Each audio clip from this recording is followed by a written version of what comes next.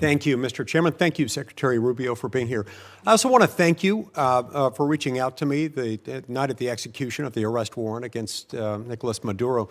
I could tell when we talked that you had been up all night, and it was kind of you to reach out to me and describe what had happened that evening. I've long been a believer in the fact that the United States has been abundantly blessed by geography. God and nature's God have blessed the American continent with two vast oceans, one to our east, one to our west, that have protected us from the old powers of other parts of the world. We should use those to our advantage.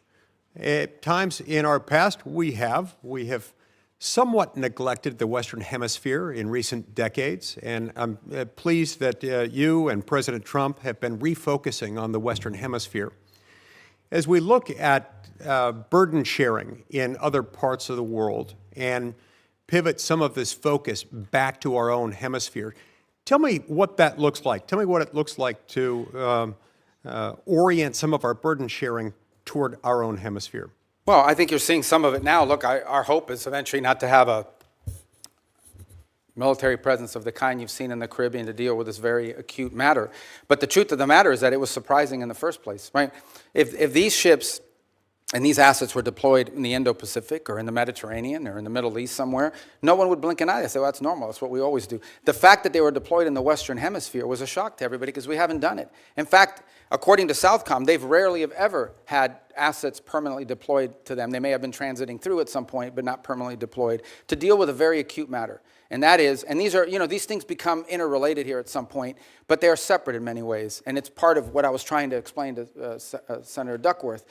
We have a real reality in our region of these transnational criminal terrorist organizations that in many cases possess weapons that you ascribe to a nation state, not to a gang, who pose a grave threat to the national security of the United States, but also to the stability of the region. If you walk through the region, what is the primary threat in Colombia? Transnational criminal organizations. What is the threat to Mexico? What is the threat to the Caribbean basin? These groups have to be confronted. They have to be confronted forcefully. What's the threat in Haiti? To systemic collapse. And that is these criminal gangs that basically control territory and threaten the ability to even form a government there in that regard. So it's endemic throughout the region, and it ultimately impacts the United States through mass migration, through drug trafficking, and other related criminal organizations. And so we need to have a force posture that can confront that and that can provide assistance in conjunction with other partners.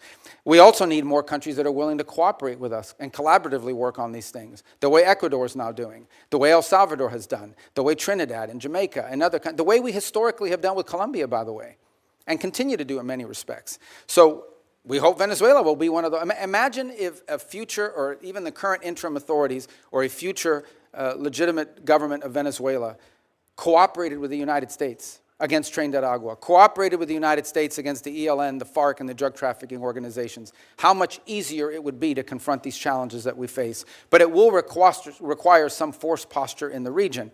I think the one area, if your question is in the context of NATO, the one area we have to recognize is that we need to have a presence in the Indo-Pacific. Many of you travel overseas and are constantly being told by our Indo-Pacific allies they want to see a sustained commitment of the United States to the region.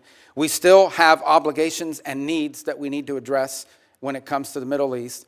We have a growing threat of the rise of terrorism potentially in the African continent. And then, of course, you point to the Western Hemisphere. So that doesn't mean we're abandoning NATO or abandoning Europe. It does mean that we are going to have to, at some point, readjust our force posture in the world to deal with all of these realities. And as a result is why I keep making the point, the stronger our allies and more capable our allies in NATO are, the more flexibility we'll have to do that. We'll still be there with our assurances. We'll still be there with our presence. We'll still have some of the largest military deployments in the world will be in Europe with our allies. But we are going to need some flexibility to do this over time. And we've told this to our allies, and we've told them there'll be no surprises. And most of them understand it. Frankly, they do. And that's why they're moving very quickly in many cases to rearm and reinvigorate themselves. Over the last 5 to 10 years, we've seen China gain pretty significant footholds by historical standards in South America, in Central America, in parts of the Caribbean. Sometimes this occurs simultaneously with and in the same places as drug cartels that places where drug cartels are the strongest. How would you describe the connection between those two things? Are they correlated, or is there causal? Well, the correlation may be to the extent that you have, usually when you have strong narco organizations or drug trafficking organizations, you also have very weak states that are, in some cases, vulnerable to corruption. So the general Chinese practice has been, you go into a country, you offer to build a bunch of stuff that you end up building poorly. And to get that contract, you do it as a market share thing, not because you can make money off it, but because it puts you in place at the expense of everybody else. You sometimes have to bribe people locally in order to get that, and it gives you a foothold into that country and allows you to expand into other sectors. In some cases, frankly, it has been like in telecommunications, because Huawei shows up with a deal, and no Western company shows up with a deal that's affordable, and so they go with Huawei because they want to have 4G, not to mention 5G. Huawei provides a product that's not the best, but it's good enough, and they can afford it. And it's subsidized by the Chinese government. So we've seen that play out in place after place. It became quite acute, for example, in the Panama Canal Zone, where a Chinese company ended up owning both ports on the Pacific and on the Caribbean side and Atlantic side of that canal, which is of grave concern to the United States.